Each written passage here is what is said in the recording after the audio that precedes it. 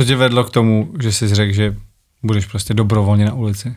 Hej, ja som si vtedy prechádzal strašne ťažkým rozchodem a každý, kto ma pozná osobne, tak vie, že ja sa hodne dokážem navázať na nejakú bytosť a jednoducho človek, ktorý má nestabilné ako detstvo, pubertu a nemá sa čeho chytiť a uchopiť toho a jediná jeho záľuba je maľba, ktorá je vlastne strašne prchavá, dynamická a není to nic, co by malo pravidla, takže aj tá činnosť je sama o sebe.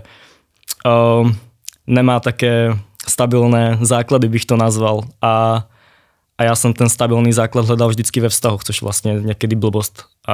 Alebo častokrát to končí, ako však sami to poznáte. No a jednoducho, tam, kam som vkládal nejakú istotu, tak mi to zrazu zmizlo a ja som sa s tým nevedel jednoducho vyrovnať.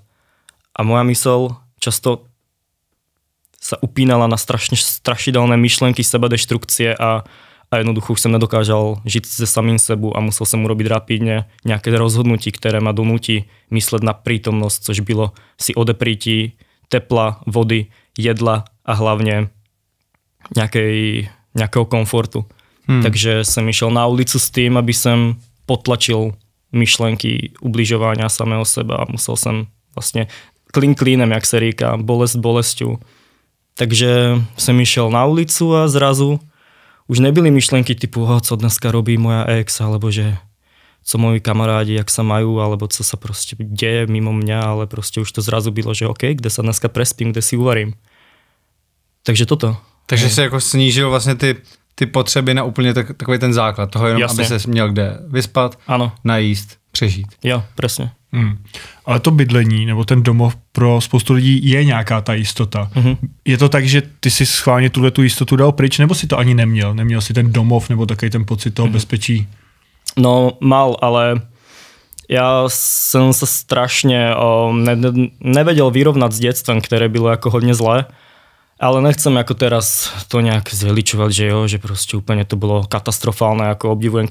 Každý mal z nás ťažké detstvo, aj človek, ktorý má všetko, co potrebuje a má proste veškeré istoty, tak aj to je nejakým typem určite škodlivé. Vždycky si nájdem niekoho, koho obviníme.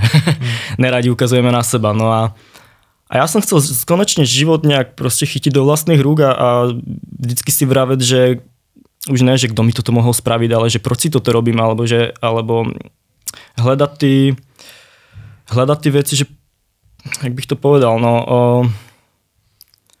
jednoducho byť zodpovedný za každé svoje rozhodnutie ve svojom živote a nebolo to tým, že bych nemal sa kam vrátiť, ja proto rozprávam, že vždycky sa mám kam vrátiť, jednoducho ja mám mamču, mám ségru, mám domov, ale ja som to nejak nechcel ani prijať, že jednoducho chcel som nejak byť sebestačný, dáva to zmysel?